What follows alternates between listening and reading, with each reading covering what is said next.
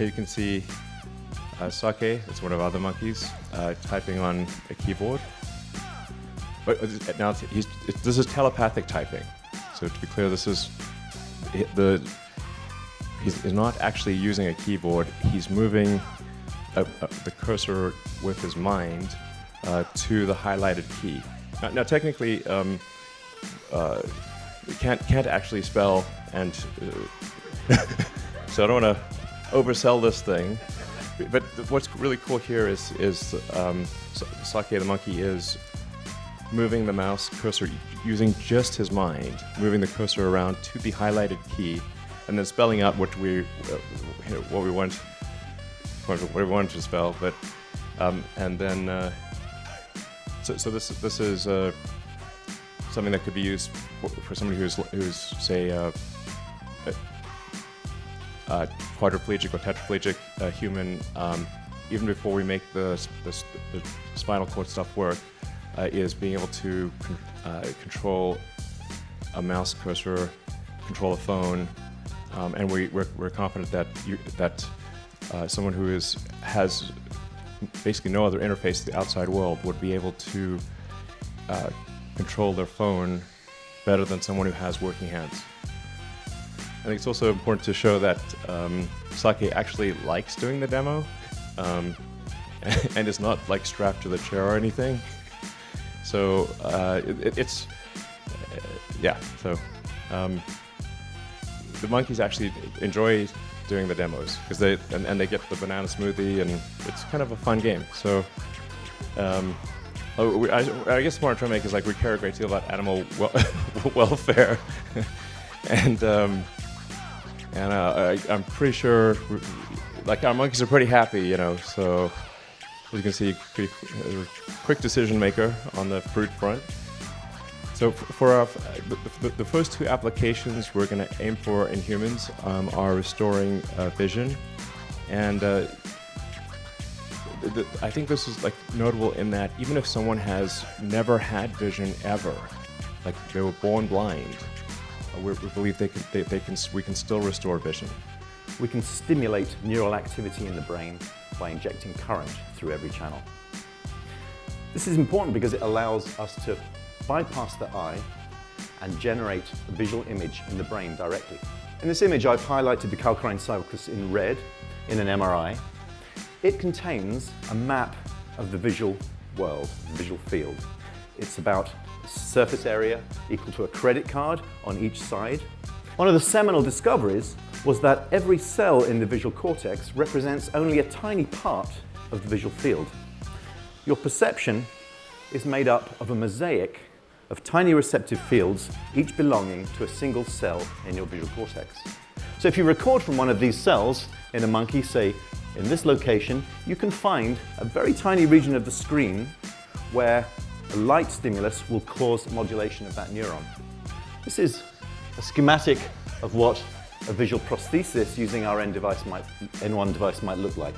A camera, the output from a camera would be processed by an iPhone, for example, which would then stream the data to the device, and the image would be converted into a pattern of stimulation of the electrodes into visual cortex.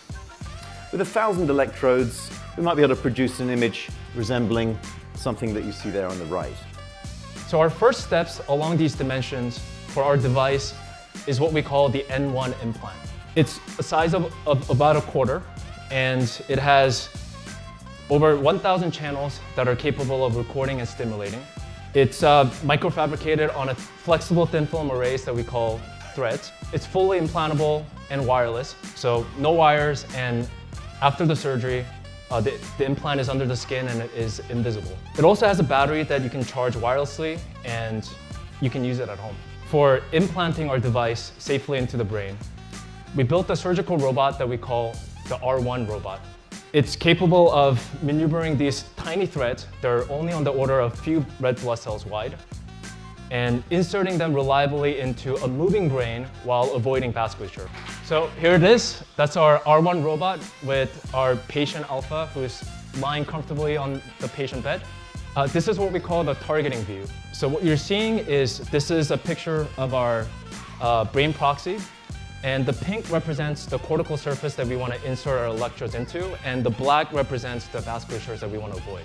So this is another view real quick. On the left is the view of the insertion area, and on the right, what the robot's going to do is it's going to peel the array, the threads one by one from its silicon backing and insert it into the targets that we predetermined in the targeting view. So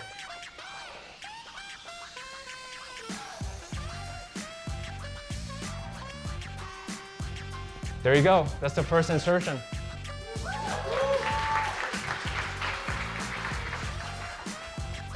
So we're going to see a couple more insertions.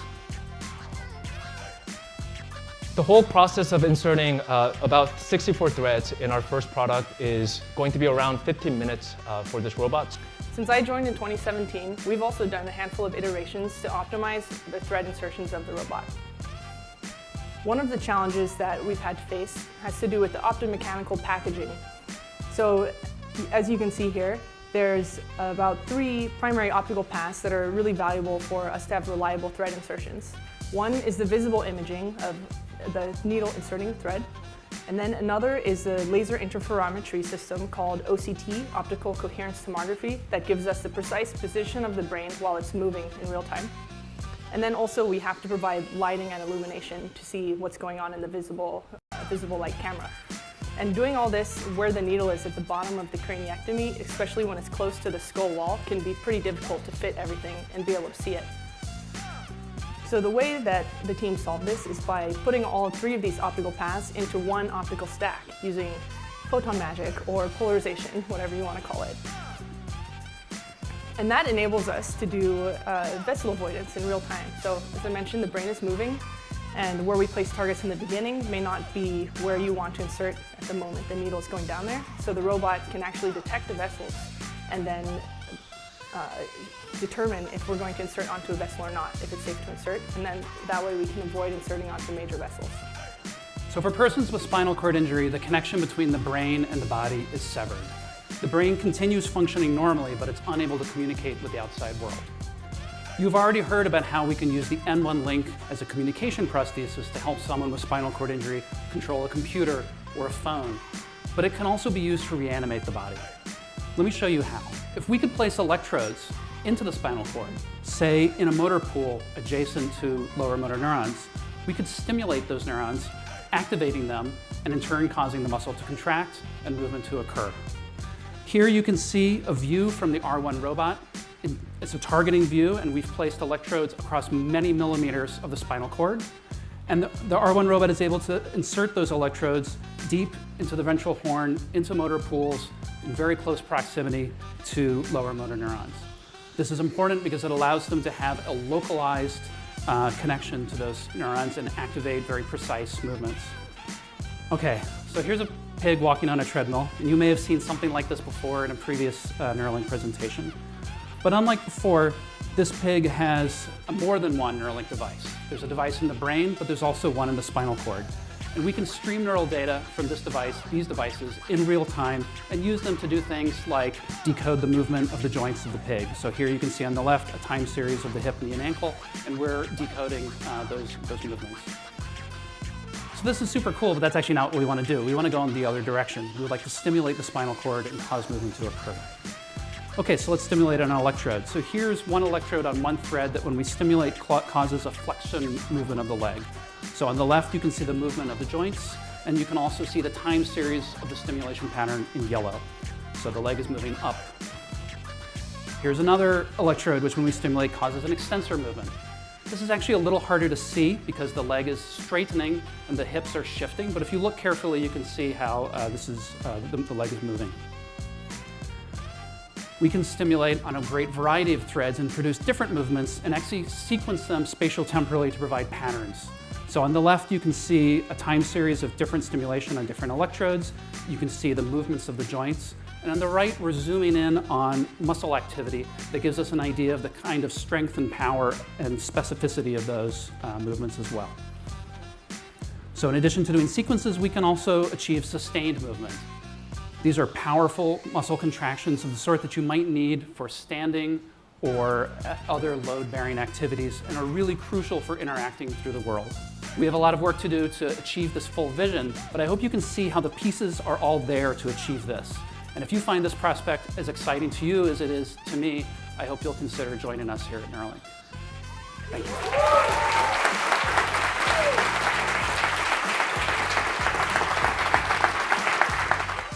you. Elon Musk's company Neuralink has just received FDA approval to start testing brain chip implants in humans. This is important because Neuralink is working on helping blind people see and solving many types of neurological disorders like depression, dementia, seizures, strokes, and eventually helping paralyzed people walk. You may have seen a couple years ago, they implanted 2 chips in a monkey to play a video game with just its mind. And now that same concept will be tested in paralyzed patients so they can do daily tasks on a computer without needing their limbs. Neuralink is a small but mighty company with grand ambitions. The company was started in 2016 by Elon Musk and several others, and now has offices in Silicon Valley, California, and Austin, Texas.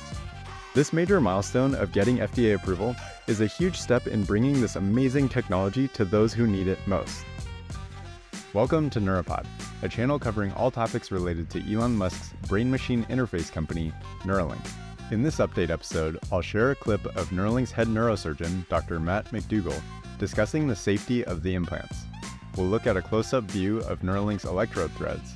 And for those who don't know, these are the threads that are connected to the implanted chips and essentially get sewn into the brain with the Neuralink robot. I'll show a picture of Neuralink's mock operating room and some short videos of Neuralink's animals in action. Then, have you ever wondered if your head would get too hot while charging your Neuralink? I'll share a clip of what the heat map of a Link implant looks like when it's charging. And then we'll finish off the episode with a few cool things, one of which is a video clip of Dr. McDougall sharing his primary motivation for working with Neuralink. The safety of the device, I would absolutely vouch for.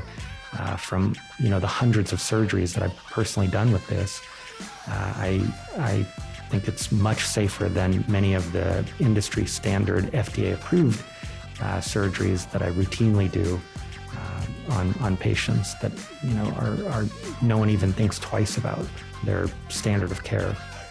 Neuralink has already reached, in my mind, a safety threshold that is far beyond a commonly accepted safety threshold.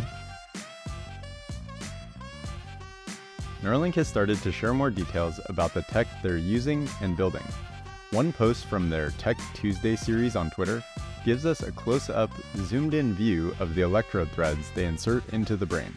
Neuralink says, "Our thin, flexible threads are a few red blood cells wide, minimizing the brain's response to them." Before I read the rest of this post, I reiterate this fact that the smaller the threads are, the less likely it is that the brain will have a severe immune response. That is, if the threads are small enough, the brain may not even recognize that they're there. And of course, if the brain doesn't know something's there, it's not going to try and attack that something. For some reference, principal investigator at Neuralink, Dan Adams, added this. The rectangular hole at the end of each thread is about 15 micrometers wide. A human red blood cell is about 8 micrometers in diameter, and 1 micrometer equals 1/1000th of a millimeter. Also, one more thing I should mention is that another BCI device called a deep brain stimulator has leads that are around 800 times thicker in diameter, and that device is already able to treat neurological conditions like Parkinson's disease. Imagine how much better Neuralink will be able to do. The original post continues on to say, "We use scanning electron microscopy to verify process control, understand defects, and sometimes take glamour shots."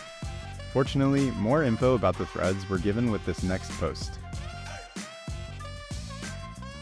In this video, we can see Neuralink testing their threads. They say, "We use dynamic mechanical analyzers to fatigue test our threads and identify changes in their mechanical properties over time."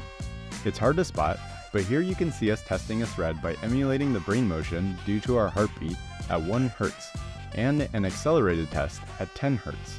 These threads need to not only be able to last for a long time, but they're also in quite a harsh environment. The brain is also not stationary. As the post alludes to, even when we quote-unquote aren't moving, our heartbeat is causing motion. Furthermore, since Neuralink wants to design these devices where anyone could get one, people will need to be able to go about their daily activities and even play sports while a Neuralink or two are implanted. As such, these threads need to be robust, yet flexible to move with the body, and last a long time. If you're interested in learning whether you may qualify for the Neuralink clinical trials, apply to join the patient registry at www.neuralink.com/patient-registry. Anyone within the United States who's at least 18 years old and the age of majority in their state, who is able to consent and who has quadriplegia, paraplegia, vision loss, hearing loss, and/or the inability to speak, is invited to participate in the patient registry. Here's a picture of Neuralink's mock operating room. Neuralink says, we practice surgeries on proxies with all the hardware and instruments needed in our mock OR in the engineering space. This helps us rapidly test and benchmark surgical improvements. A great surgery is a boring one, and practice makes perfect. As Neuralink discussed multiple times throughout their November 22 show and tell event, they are doing all they can to test the devices in the lab prior to testing in animals. By creating fake brains that have similar material characteristics to actual brains, they can learn how to optimize the efficiency and safety of their surgeries. This is a picture of the brain proxy that I took when I attended the event at headquarters last year. Look at Neuralink's monkey named Pager. He celebrated his 12th birthday foraging for treats. This is the same monkey from a couple years ago that I showed earlier. He had 2 Neuralinks implanted and was thus able to play a video game with just his mind. This is just one of the many animal models that Neuralink has been testing their devices on. Prior to getting FDA approval, the team has been testing in the laboratory environment and has also tested in rats, pigs, sheep, and monkeys. This is what Neuralink's newest wireless charger looks like. As you can see from this looping video, the surface area of the charger is larger than the Link implant. Neuralink posted this, saying, "We test the thermal performance of our implants to ensure safety and improve efficiency. Here, we are taking infrared images to detect hotspots on the bottom surface of an implant while charging with the charger coil in different positions. Stay cool." You might be wondering how this charging would take place in practice. For Neuralink monkeys, they sit on branches as shown in this video. The troop has been trained to charge themselves. So let's see how Pager charges his implant. On the right, we're streaming real-time diagnostics from Pager's N1. When he climbs up and sits below the coil, you can see the charger automatically detect his presence and transition from searching to charging. We see the regulated power output on a scale of 0 to 1 and the current driven into his battery.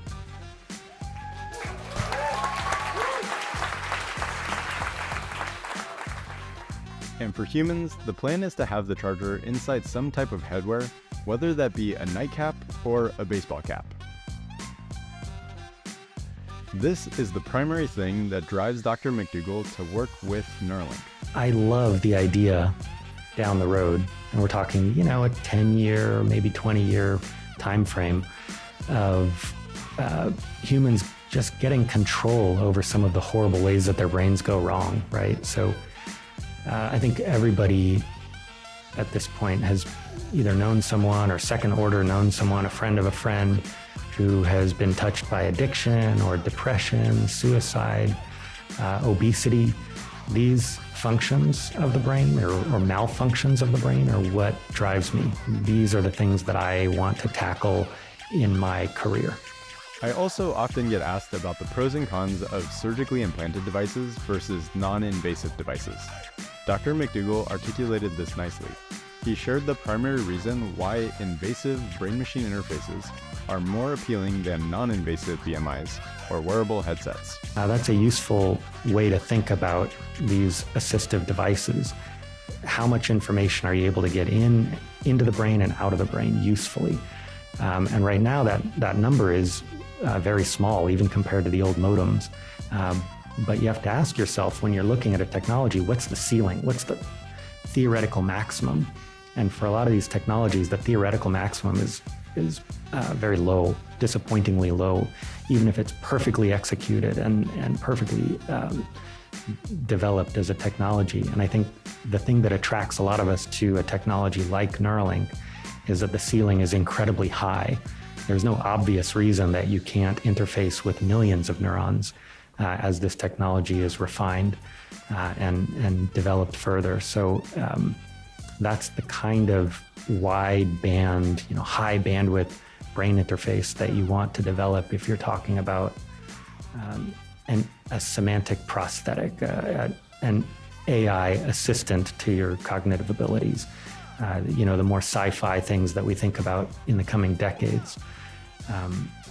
It's an important caveat when you're evaluating these technologies. You really want it to be something that you can expand off into the sci-fi.